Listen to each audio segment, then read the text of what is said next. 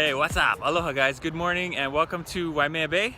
About to do a little beach run. And before I do that beach run, I wanted to talk to you about one way you can hopefully, if you try this, and if you haven't tried it especially, it'll work for you, of burning fat a little bit faster, maybe shaking yourself free from a little workout plateau. And that is by doing interval training. Now, I'm not gonna get into a deep discussion right now about the scientific basis and merits of high intensity interval training.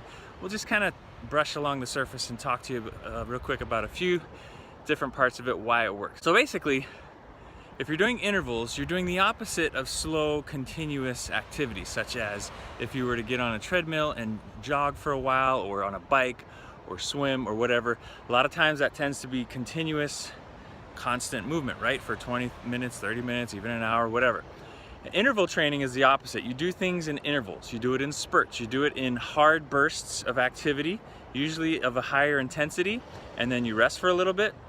And there's lots of different ways to structure your interval training. It doesn't really matter that much if you start getting into training a little bit more and you've tried lots of different kinds of interval training, then maybe it will matter a little bit. But for most people, for the most part, just doing some kind of interval training will be a welcome change up from your usual constant, continuous, slow cardio. So what does it do? It kind of shocks the metabolism into burning more calories, especially at rest.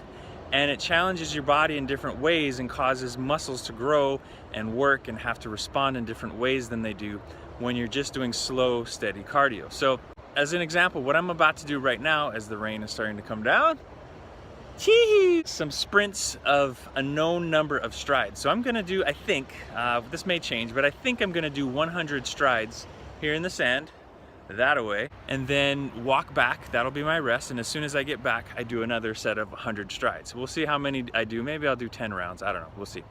But it's a little bit of a change up from my usual sand routine, which I've talked to you guys about, where I just run for 20 minutes or 25 minutes of a set distance and time myself. That's one style of training that's great for what it is good for. This is another style of training. So if you're looking for something to change things up, if you're bored, if you need a little bit of a kickstart, to your fat burning attempts, this is something to try. Now, hold on a sec.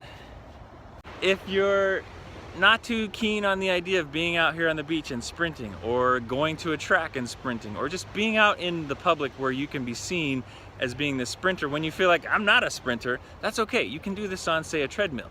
Just bump up that speed for a little ways, maybe 30 seconds to a minute, or count your strides like I'm about to do, and then stop and bring it down. So whatever the case is, it's not so important to have a specific intensity or a specific number of strides or a specific amount of time. The importance is to go hard and to back off. Go hard, back off. Go hard, back off. Okay, so that's the essence of interval training in a nutshell. Yes, you can get a lot more detailed and specific about it, but if you're just starting out with it, it's not that necessary. So try something like this, see how it feels. It's hard, it's different, but respond to it. Your body will if you do it and if you're consistent with it. All right, guys, take care and let me know how that goes. Share this out if you want. If you feel like people that you know could benefit from it, I guarantee there's somebody out there that could benefit from a change in their workout, such as introducing some high intensity intervals. All right, guys, take care and aloha.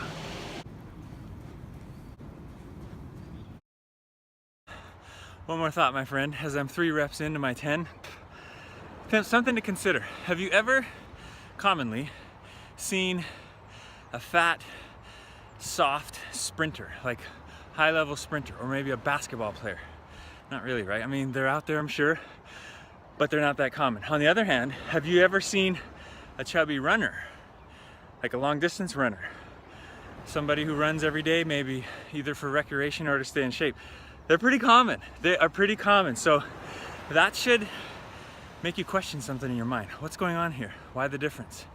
Why does it seem like this person who's doing a long duration activity is not losing any weight, whereas these people who do short bursts of sprints, such as a basketball player who does suicide drills, or sliding drills, or jumping drills, or a sprinter who does tempo runs, interval training, why are they lean? Why are they trim and very low in body fat? Something to go think about, guys. You don't have to think about it too long. What we're talking about here earlier in this video is the reason why. So it kind of flies in the face of conventional wisdom and what we've all thought is the way to get in shape. Just do tons and tons of cardio. You can do that if you like taking forever getting in shape, or if your diet is just freaking 100% strict and on point, which for most people, myself included, it's not.